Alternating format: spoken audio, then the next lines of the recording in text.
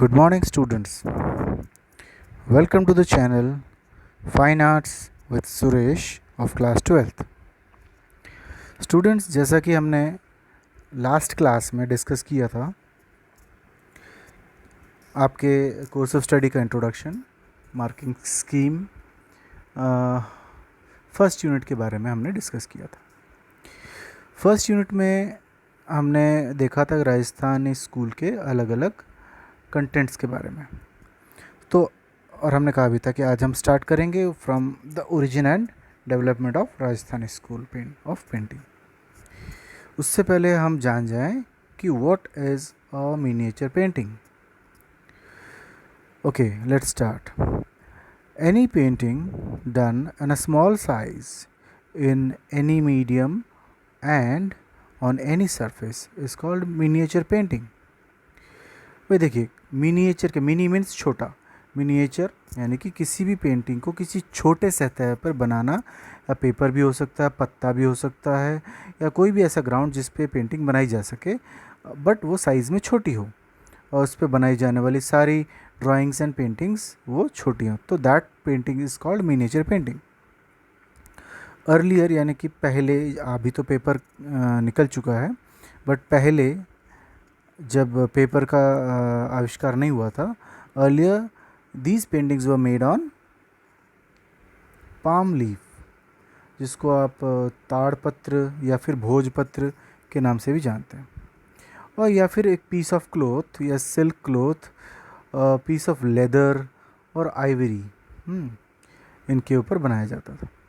तो ये था एक छोटा सा डिस्क्रिप्शन मिनिएचर पेंटिंग के बारे में। अगर एक शॉर्ट क्वेश्चन आता है कि what is a miniature painting, तो you can describe miniature painting in this way. Okay, let's start the Rajasthani School of Painting origin and development. भाई आप राजस्थानी पेंटिंग के जोग्राफिकल सिचुएशन के बारे में तो जानते ही हैं कि Rajasthan is surrounded by the Pakistan, Punjab, Haryana, Uttar Pradesh, Madhya Pradesh and Gujarat. So Rajasthan means a place of राजाज, जहाँ पे खूब राजा महाराजा राज किया करते थे, तो इस वजह से इसका नाम राजस्थान पड़ गया। अब इसका ओरिजिन कैसे हुआ राजस्थानी मिनिएचर पेंटिंग्स का, और इसको फिर कैसे डेवलपमेंट मिला आगे, ये सारी चीज़ें हम थोड़ा सा ब्रीफ में यहाँ पे देखेंगे।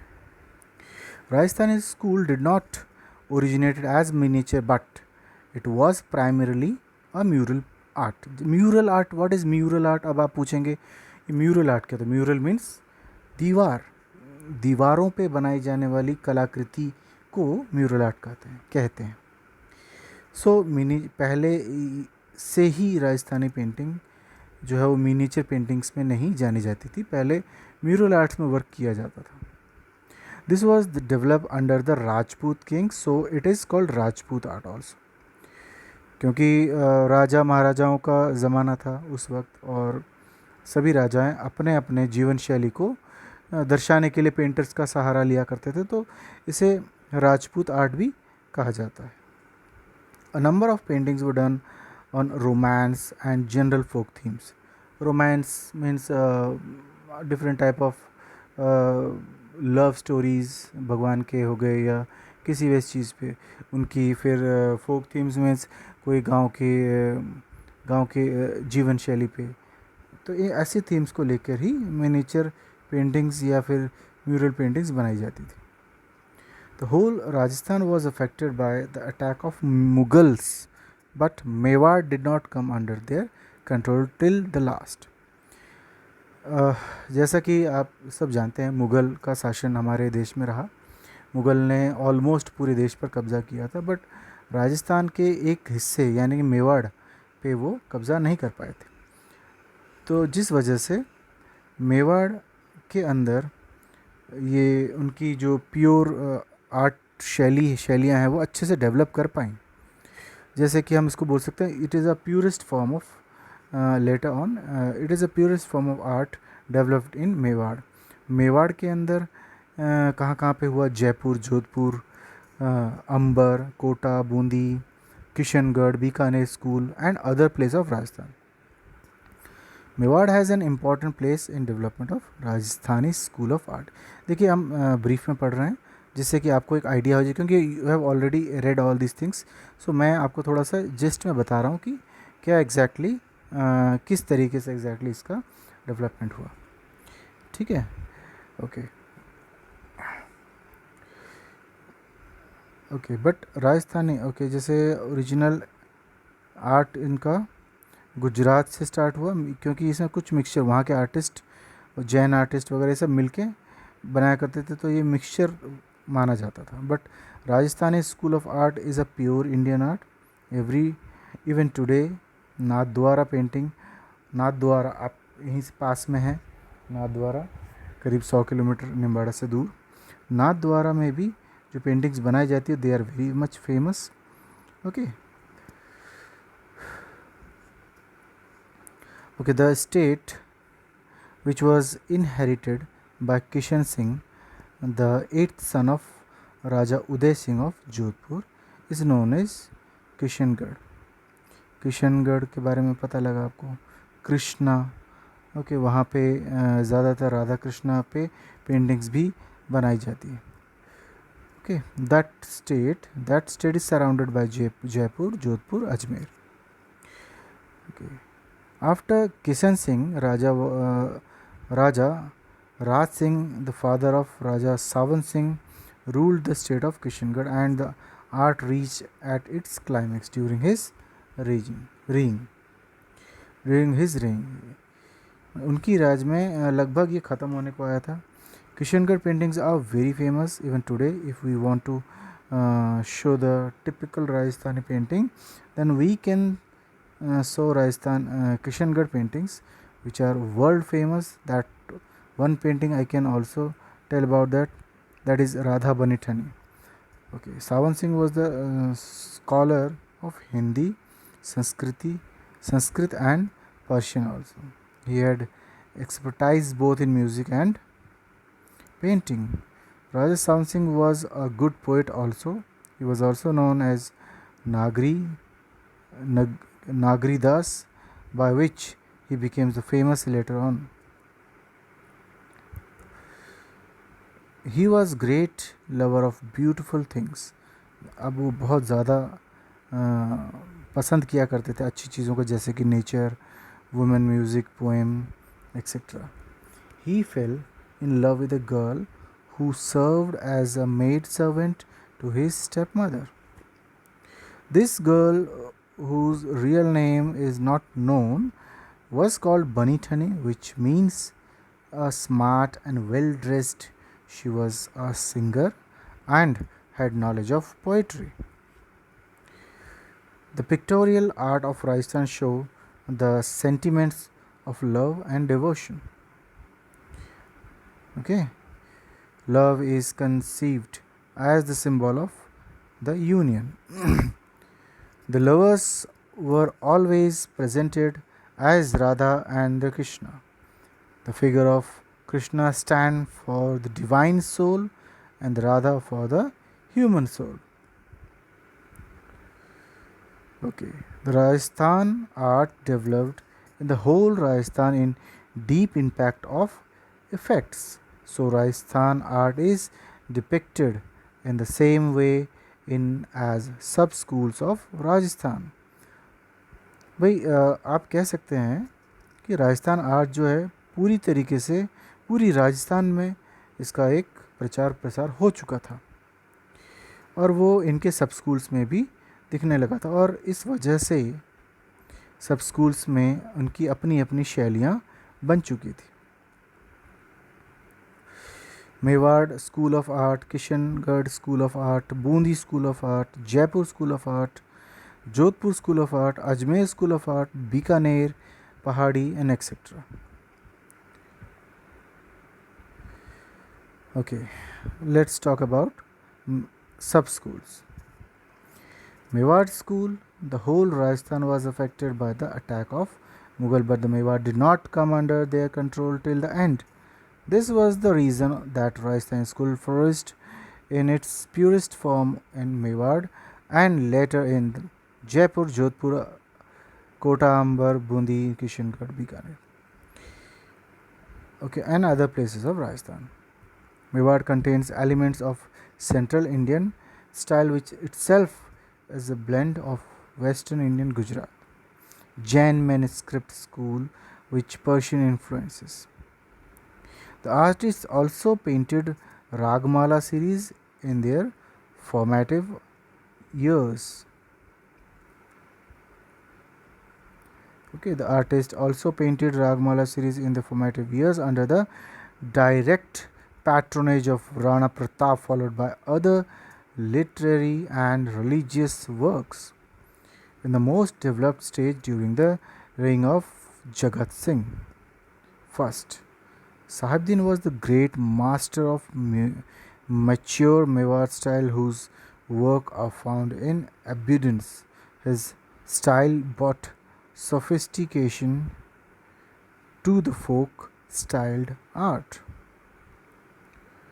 Bundi School. The school developed in Kota Bundi, unified state till the second quarter of the 17th century.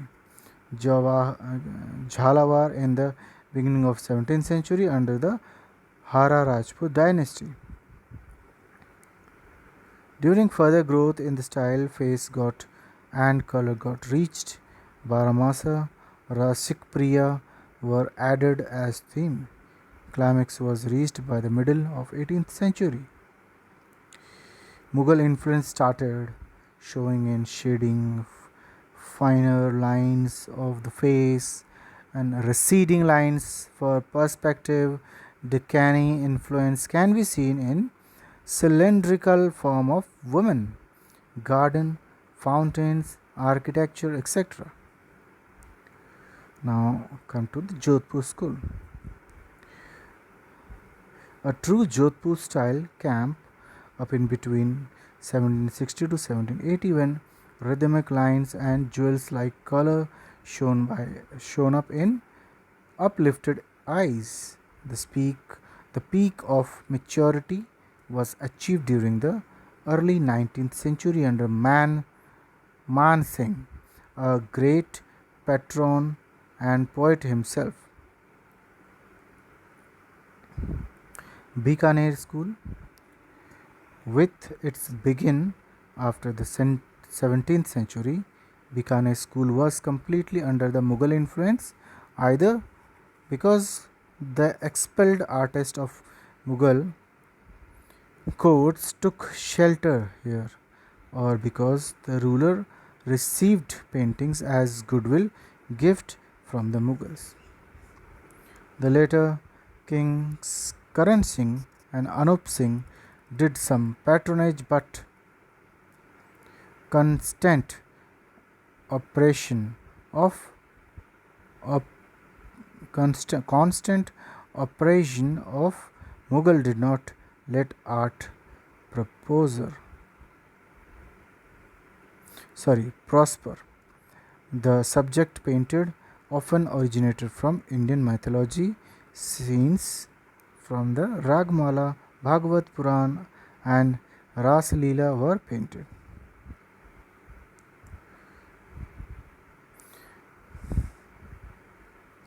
Now, Kishangarh school, the estate Jahangir which was inherited by Kishan Singh, the eighth son of Raja Uday Singh of Jodhpur, is known as Kishangarh. Okay, Shravan Singh was scholar and expert in music, poetry, and painting.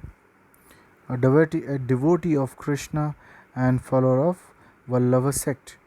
He wrote over 50 books under pen name Nagri Das.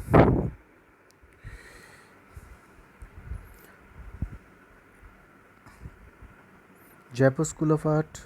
The Jaipur School reached its peak in the 18th century when Mughal influence weakened after the rule was ousted.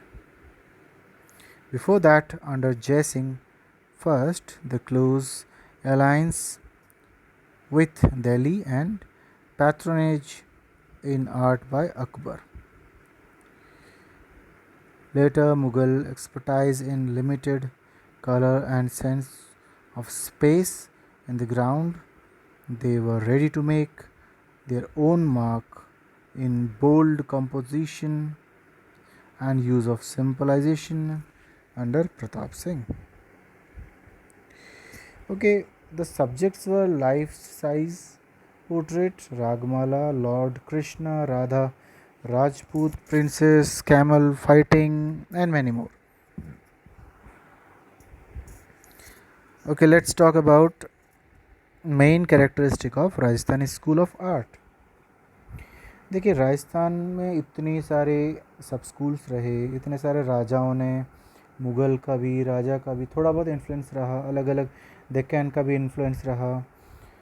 तो इन सब में जो characteristic ज़्यादातर देखने को मिली उसके बारे में अभी हम डिस्कस करेंगे। The art of Rajasthan is characterised by primitive vigour, bold outlines and brilliant colours. However, the treatment of facial types, local sceneries, and technical details. Okay, let's discuss. The first one is diverse submatters. The theme of painting were primarily the following threes. First is the religious painting. Second is literary painting. Third one is general. Okay. Linear beauty. Color scheme. What is color scheme? Colors bring out the effect of all emotions. For instance, red for anger, passion and fury, yellow for marvelous and blue for royal splendor. देखो कितने अलग अलग colours को कितने अलग अलग expression को show करने के लिए यहाँ पे यूज़ किया जाता है। और वैसे भी राजस्थान का कल्चर बड़ा ही कलरफुल है, बड़ा ही रिच है। तो इसकी जो बुनियाद है ये अभी से नहीं है, ये बहुत पहले से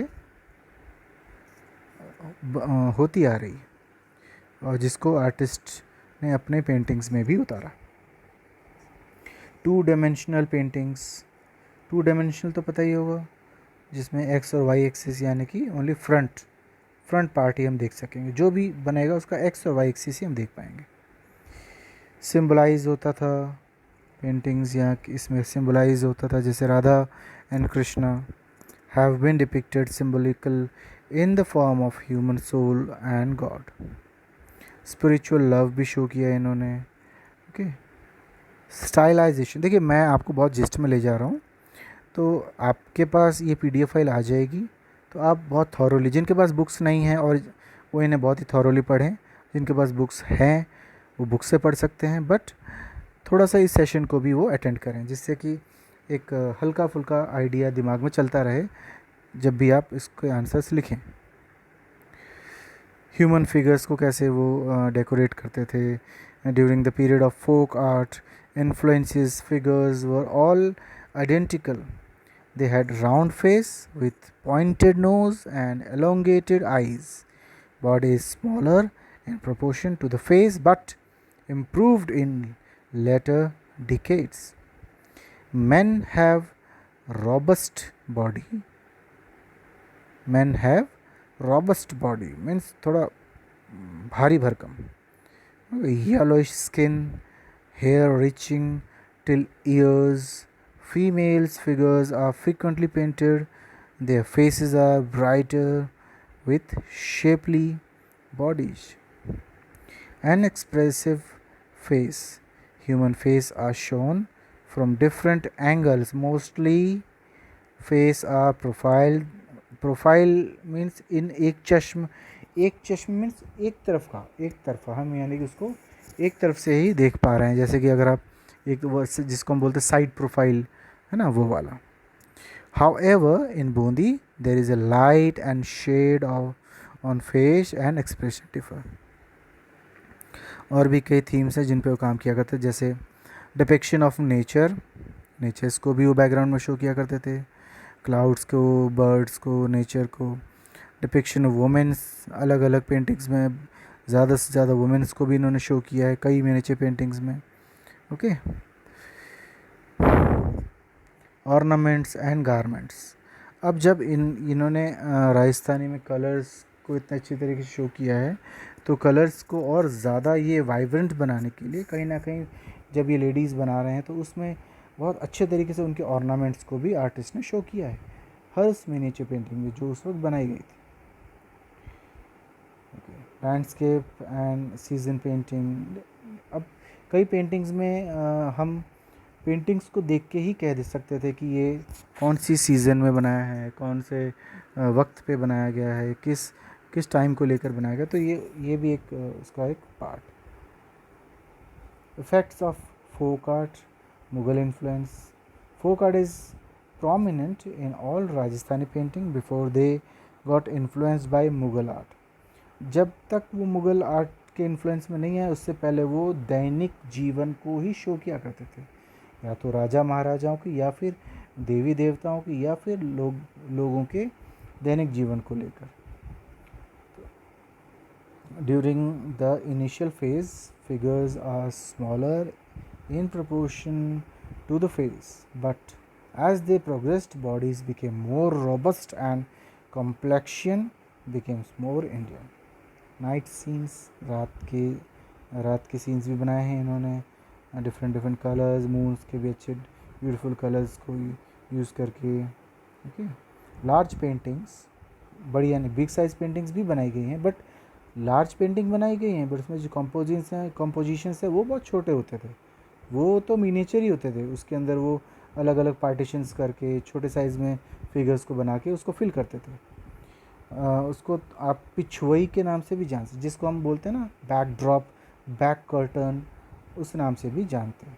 तो बिग साइज़ बड़े कपड़ों में पेंटिंग्स बनाई जाती थी, बट उन्हें डिफरेंट ब्लॉक्स में किसी गॉड गॉडेस की स्टोरीज़ को उसमें डिस्क्राइब करते थे बनाकर। कहीं पे हंटिंग सीन, कहीं पे जनरल लाइफ, क्राउडेड सीन, है ना। तो इस तरीके से हम ने देखा कि राजस्थानी पेंटिंग्स में कितने सारे फीचर्स हैं, कितने सारे सब स्कूल्स हैं, उसका कैसे ओरिजिन हुआ, किस तरीके से उसका डेवलपमेंट हुआ अलग अलग राजा के दौरान, किसने इसको पीक पर ले, कौन कौन इसको पीक पर ले गए, इसके साइलेंट फीचर्स गिवन हैं। तो देखिए स्टूडेंट्स, चीज़ें आपको बहुत ही क्लियरली मिली हैं, जिसमें आप टाइम निकाल के इसे बहुत ही अच्छे से थॉरोली पढ़े, क्योंकि आपके जो एग्ज़ाम्स होंगे 22 जुलाई से जो स्टार्ट होने वाले हैं, उसमें हमें ये इंस्ट्रक्शन है कि हम आपको ऑब्जेक्टिव टाइप क्वेश्चंस बनाएं, जिसमें आपको वो कौन बनेगा करोड़पति जैसा ऑप्शन मिलेगा। उसमें आपको 4 ऑप्शन मिलेंगे किसी एक क्वेश्चन के, बट उसको आपको सक्सीड, यानी उसमें आपको अच्छे से रिज़ल्ट बनाने के लिए आपको क्या करना है, आपको उसको थॉरोली पढ़ना पड़ेगा। क्योंकि कोई एक क्वेश्चन होगा उसमें आपको सिर्फ ऑब्जेक्ट यानी कि एक आंसर, एक सिंगल वर्ड पे आपको क्लिक करना होगा, क्लिक करना होगा, और उससे पता लगेगा कि वो सही है गलत। बट ये तभी पॉसिबल है जब आप पूरे इस टॉपिक को थॉरोली पढ़ें, कोई ऐसा पॉइंट आपसे ना छूटे जो कि क्वेश्चन में हो और आपको नहीं आता हो। So thank you very much students for listening. I think आप इसको अच्छे से करेंगे, और अगर लगे आपको कोई doubt you can call me. Okay, thank you so much.